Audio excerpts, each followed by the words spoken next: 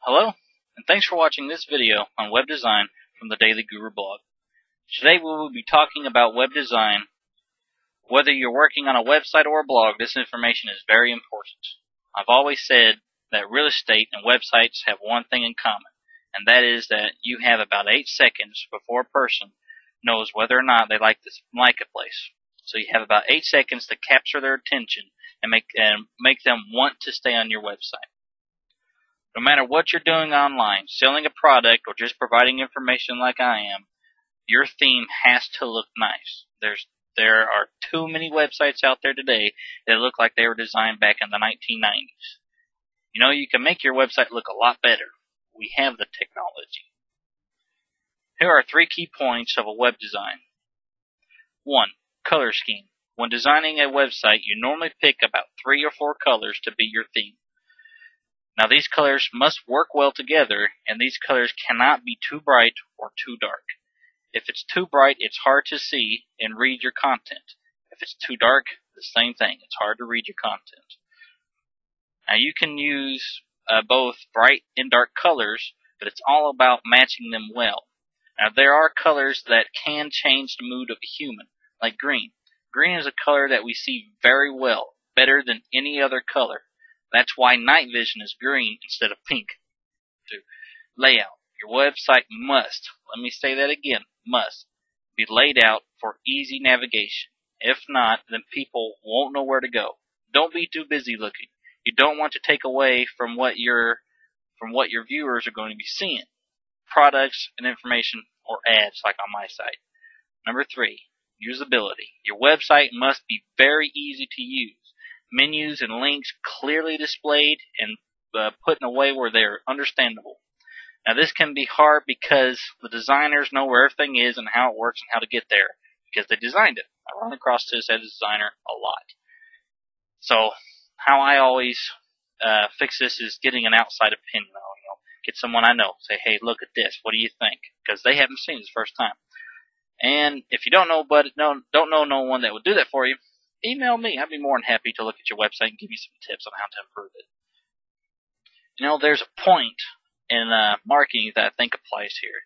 The point is that taking everything down to a 5th grader level of understanding. People are generally stupid. Sorry to say it, but they are. I learned this firsthand when I was running a digital goods store. People buy my products and would get a 24-hour portal download to download the product. I had so many people emailing and calling me asking, how do I download it? Click on the download.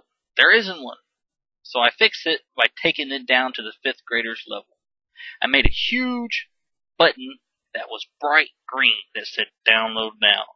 Never had a problem after that. So take things down to 5th grader's level of understanding. Don't make things too hard. Don't try to use too much jargon in your field when you're dealing with your customers, because they don't understand it. Only people in your field understand that. Now, web designing, your website needs to have 2 standard pages. That's the About Us page and the Contact Us page. These pages must be easy to find. The reason why I always have these pages is because people want to be able to contact you, or to ask you about your products or services, or just to ask for support. The About Us page brings your website down to a personal level. Write that page as if this website is your business, it's your baby, and you're proud to offer your services. People seem to take to that a little bit better, seeing that a person sees this business or website as its baby. They're proud of it. Another thing that will make or break a website is flash, or too much eye candy. I don't like websites that are done just in flash. They're slow, and it's just not my thing. Now, I design many of websites using flash, but trust me, I tried my best to talk my clients out of it. The reason why I don't like flash is search engines can't see inside of it. They can't see inside the flash.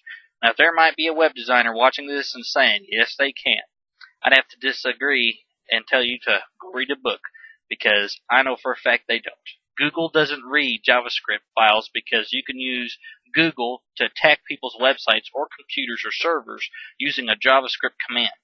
And Flash is ActiveX. It can do the same thing So Google doesn't look inside of ActiveEdge scripts, just like they don't use Java because of the risk involved there.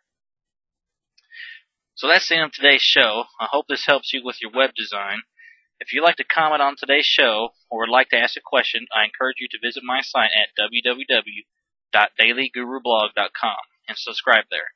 I'd be more than happy to respond to your questions. After all, I'm here to show you how to make your website make you money.